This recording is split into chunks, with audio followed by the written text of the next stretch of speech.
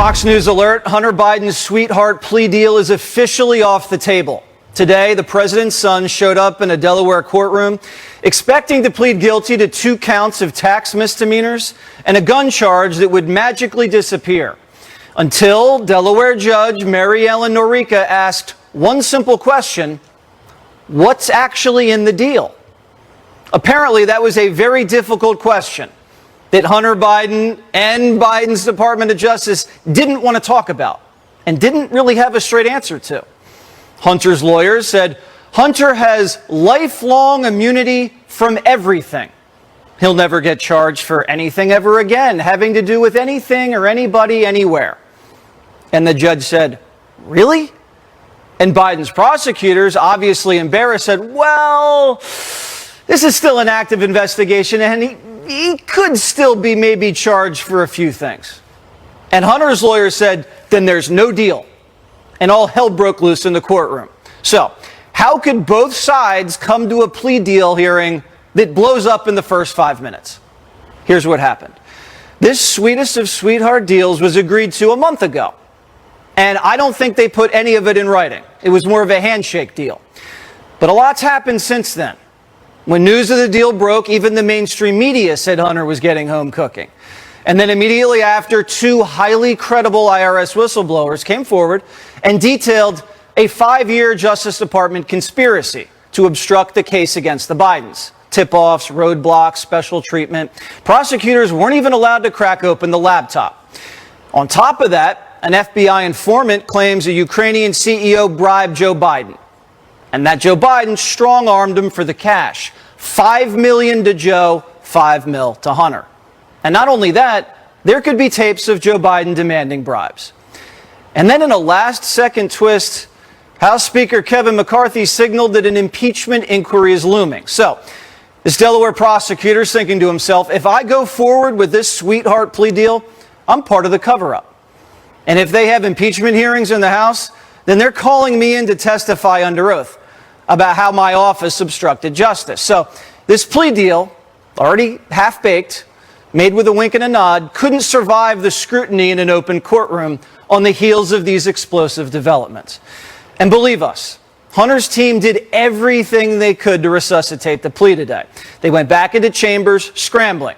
But the judge wasn't putting up with any of Hunter Biden's lawyers' Hail Marys at this point, especially after last night's shenanigans, when Hunter's legal team was caught impersonating a Republican lawyer, calling the courthouse, trying to pull the IRS whistleblower testimony from the docket. Dirty trick. So Hunter's legal team was already on thin ice. The deal was already teetering. All it took was a public hearing and a little shame to have this thing torpedoed. This judge isn't buying the White House defense that Hunter was a victim of addiction who wasn't responsible for his actions. The judge asked if Hunter was sober when he was dodging taxes from 2018 to 2019, the years he was there to plead guilty to. And he said, yeah, he was sober. So Hunter either lied to the judge or he was actually sober and fully cognizant when he was signing fraudulent tax returns. There goes the drug excuse. This judge also asked if prosecutors were looking into Hunter Biden being a foreign agent, illegally lobbying on behalf of foreign nationals. Now, Biden's Justice Department said, yeah, we're looking into FARA violations. Well, that was news to us because that's probably the easiest thing to charge Hunter Biden with. This means either 2 things. Prosecutors were blocked from pursuing foreign lobbying violations, or the Biden family protection racket's cracking. And all of a sudden, foreign lobbying charges are now on the table. The judge is giving both sides until September 1st to give them a new deal.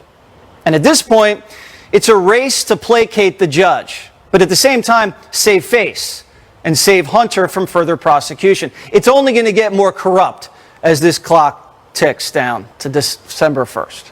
And that makes August the most critical month in the Biden presidency. There is no way Hunter Biden, a spoiled brat, is copping to any plea that puts him in prison. And neither is President Biden. But immense pressure will build in August against the Biden family. In days, Congressman Comer is set to release more damning bank records that show even more money pouring into Biden family bank accounts and being disguised through shady shell companies. Devin Archer, the longtime Biden family business partner, is set to spill his guts to James Comer on Monday. His testimony could be devastating. Will Devin Archer even make it to Monday? Currently, he's in hiding and has been getting threats to his life. Here's why. He knows everything, and details of his testimony have leaked. Word is that Devin Archer will say Hunter would put Joe on the phone with his business partners, and Joe Biden would know everybody's names. He'd know their wives' names and their kids' names. It was a routine. They played it out dozens of times with clients. It was orchestrated and pre-planned with the vice president. And it was their closing pitch. And after the clients heard Joe on the phone, familiar with everything, that's when they wired Hunter the money. And there was one pot of money for the entire Biden clan. Hunter Biden paid Joe Biden's personal cell phone for years, $25,000. He paid for home repairs. He paid for monthly expenses. Don't take it for me, take it for Hunter Biden himself. He texted his daughter, quote, "I hope you all can do what I did and pay for everything for an entire family for 30 years. It's really hard. But don't worry, unlike Pop, I won't make you give me half your salary." This is all starting to reach very uncomfortable levels in the media. They know political damage to Joe Biden when they see it.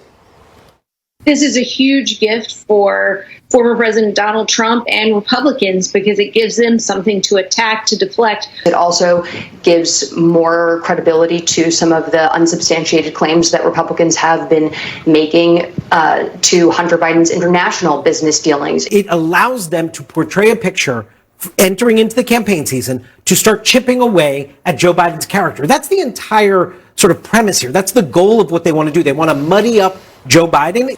And the hairs on the back of Binder's neck starting to stick up. Last week, this was a Trump-appointed prosecutor dealing with a Trump-appointed judge, and Joe Biden just loves his son. But today, there was a new talking point. This case was handled independently. This was an independent investigation that was overseen by the Department of Justice. They are independent. Again, this was done independently. I'm just going to not speak to that. It is an independent matter, and I'm just going to refer you as this has been an independent investigation. Democrats know the bigger the cover-up, the uglier the possible impeachment's going to get. Everybody heard what the judge said today in Delaware. She'd never seen such a sweetheart deal. She'd never heard of a gun charge just going away like that. She'd never been asked to sign off on a deal that had handcuffed her. The judge smelled a rat. The White House was humiliated that its Justice Department was exposed for bringing such a preposterous deal in front of the judge in public with reporters there. And the White House can no longer claim that Hunter Biden's a private citizen, so we're not going to talk about him. What kind of private citizen gets an armed 8-car motorcade to court? Today was the day the Hunter Biden scandal became the Joe Biden scandal. Democrats are now forced to reckon with this, and so far, they're in a state of denial. Why do you think Democrats seem to not care when there's a Democrat in the White House about possible corruption in the Oval Office? The corruption that we're seeing is a corruption of the Republican Party. Why don't Democrats care about some of this stuff that has come out? It's BS. There's no real evidence. Why would we want to impeach him when there's no wrongdoing? Today's plea bargain implosion was more evidence of a cover-up, and everybody who's participated in the cover-up is on notice. Today was the day finally where justice was served. We can feel the wheels of justice turning. The ground has shifted. Momentum is on our side. And it is about time.